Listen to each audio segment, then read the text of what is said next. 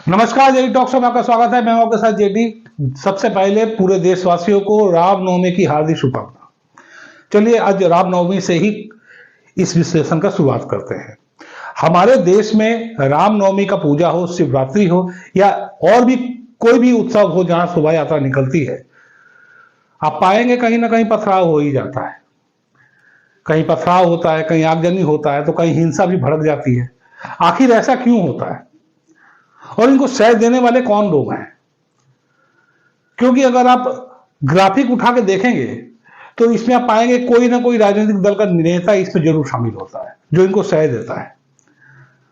आज पश्चिम बंगाल के हावड़ा में भी एक इस तरह का घटना सामने आया है, देखने के मिला है, जहां पर रामनवमी का जो शोभा यात्रा निकल रहा था उसके ऊपर में हमला हो गया, पथराव हुआ, फिर वहां पर आगजनी भी की गई है, लोगों को चोटें भी आई है।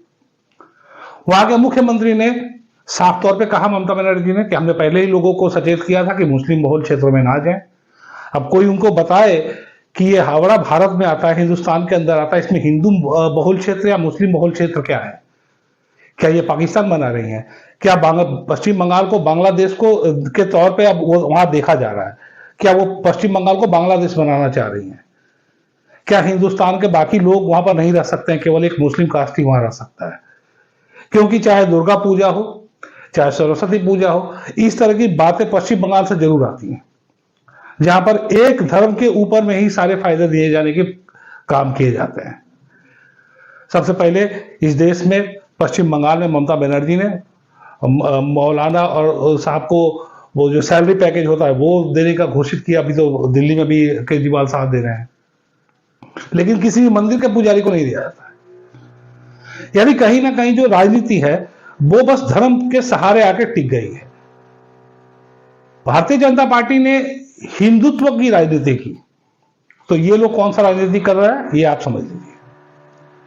हिंदुत्व की राजनीति चूंकि हिंदुस्तान है तो करना बनता भी है, लेकिन ये लोग जो राजनीति कर रहे हैं उसको क्या कहें, मेरे पास शब्द नहीं है, वो आप समझ लीजिए। लेकिन क्या ये सही हो रहा है, ये सबसे बड़ा बात है। क्योंकि अगर ऐसा ही होता रहा तो आने वाले समय के लिए इस देश में जो माहौल बनेगा वो बहुत खराब एक तरीके से साबित हो जाएगा। इसको कौन रोकेगा? रोकने के लिए क्या कदम उठाए जाएंगे? क्या इसके ऊपर देश की जो सबसे बड़ी अदालत है सुप्रीम कोर्ट, वो इस तरह के नेताओं को कुछ हिदायत देंगे, या फिर जो मामला ये चल रहा है ऐसा ही चलता रहेगा? और अगर ऐसे चलता रहेगा तो इसका खामियाजा भोगेगा कौन? बड़ा स्पष्ट सवाल है। आखिर इस पर रोक लगनी चाहिए या नहीं? सर्वधर्म सभी धर्म समान है और ये समान रूप से नेताओं को देखना चाहिए। एक मुख्यमंत्री अपने प्रदेश का मुखिया होता है। पता नहीं कैसे ये लोग मुख्यमंत्री बन जाते हैं, बनने के बाद सब कुछ भूल जाते हैं। इनको जय श्री राम के नारे से दिक्कत हो जाती है। चलिए, पश्चिम बंगाल में तो ममता बनर्जी की सरकार है, लेकिन गुजरात में, बड़ौदा में भी ये घटना सामने आई है, महाराष्ट्र में भी ये घटना सामने आई है। दोनों जगह भारतीय जनता पार्टी की सत्ता है। तो क्या भारतीय जनता पार्टी भी अब इस तरह के मुद्दों को रोकने में नाकाम हो रही है? पश्चिम बंगाल को हमने उठा के कहा, वहां पर भारतीय जनता पार्टी की सरकार नहीं है, ममता बनर्जी की सरकार है। तुष्टीकरण की राजनीति के आरोप उनके ऊपर हमेशा से लगते आए हैं और शायद हमेशा से लगते भी रहेंगे, क्योंकि लोग अपना आदत नहीं छोड़ सकते हैं। लेकिन भारतीय जनता पार्टी वो तो तुष्टीकरण की राजनीति नहीं करते। फिर उनके राज्यों में ही ये घटना कैसे घट गई? इसके पहले भी घटी है।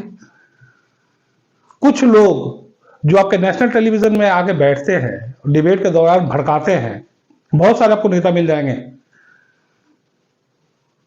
उन लोगों के ऊपर जब तक कड़ी कार्रवाई नहीं की जाएगी, वैसे तमाम राजनीतिक पार्टियां जो धर्म के हिसाब से राजनीति कर रहे हैं, जब तक उनके ऊपर कड़ी कार्रवाई नहीं होगी यह सिलसिला रुकने वाला नहीं है।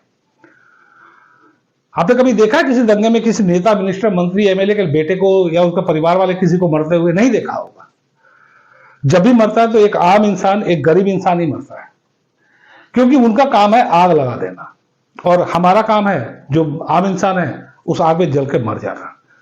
यह सिलसिला को रोकना पड़ेगा, और इसको रोकने के लिए कोई बाहर से नहीं आएगा, कोई अमेरिका या यूरोप से इस सिलसिले को रोकने के लिए नहीं आएगा। आपको खुद से रोकना होगा, और इसके लिए जरूरी है कि आप सतर्क हो जाएं। आप सबसे पहले अपने परिवार के बारे में सोचें।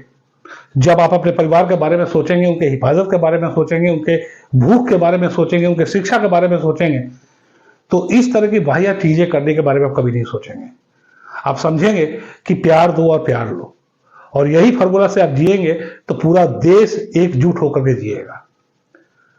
इसलिए ये जो भी तत्व है, असामाजिक तत्व है, राइट विंग्स हो, लेफ्ट विंग्स हो, कोई भी विंग्स हो, कुछ भी कहता है, आप अपने नजरिए से पहले परखने का काम करें, वरना वो दिन दूर नहीं जब इस देश के अंदर में भी गृह युद्ध जैसा माहौल हो जाएगा।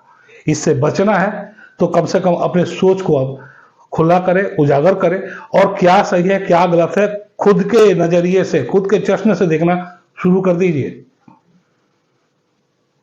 नफरत की आग को बंद करने की जरूरत है, और ये बातें इस देश के जो विभिन्न राजनीतिक दल हैं उनको भी समझने की जरूरत है। और साथ में ही ये सारी चीजें समझने की अगर सबसे ज्यादा जरूरत किसी को है तो है भारतीय चुनाव आयोग। कोई भी पार्टी का जब रजिस्ट्रेशन होता है उसमें 5 पॉइंट होते हैं मुख्य, जिसमें एक पॉइंट ये भी होता है कि आप धर्मनिरपेक्षता के साथ में काम करेंगे।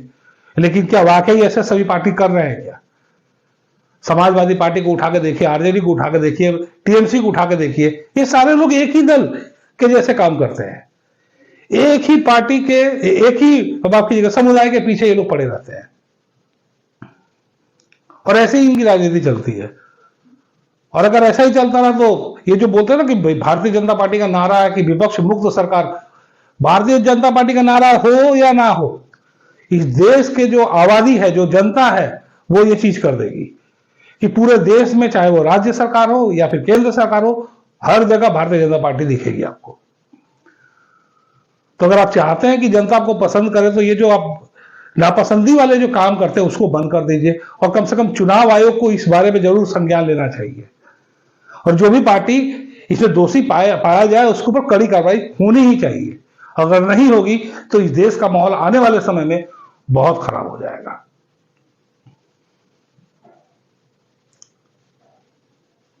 अपना प्यार हमें इस तरह से देते रहे, हमारे कार्यक्रम को देखें, उसे पसंद करें, शेयर करें, लाइक करें, सब्सक्राइब करें, और हमारे साथ